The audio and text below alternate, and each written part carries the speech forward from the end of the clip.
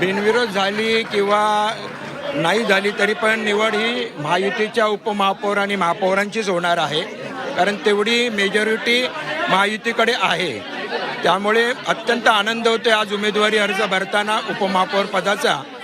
मी आपल्या माध्यमातून महायुतीचे नेते आणि सर्व सन्माननीय माझे सहकारी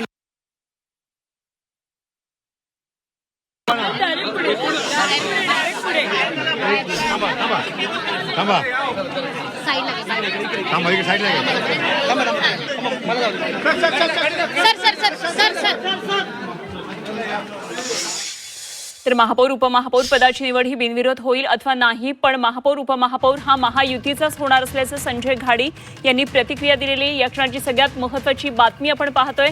तर संजय घाडी यांना 1.25 वर्षासाठी उपमहापौर पदाची आता संधी मिळणार आहे. अर्ज त्यांनी आता उपमहापौर पदासाठीचा दाखल केलेला आहे आणि काही तांत्रिक ही सगळी औपचारिकता असते ती आता सुरू आहे.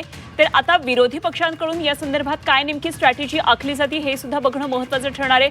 उद्धव बाळासाहेब ठाकरे पक्ष आणि मनसे या दरम्यान काय नेमकी राजकीय खेळी करतायत का हे पाहायचंय.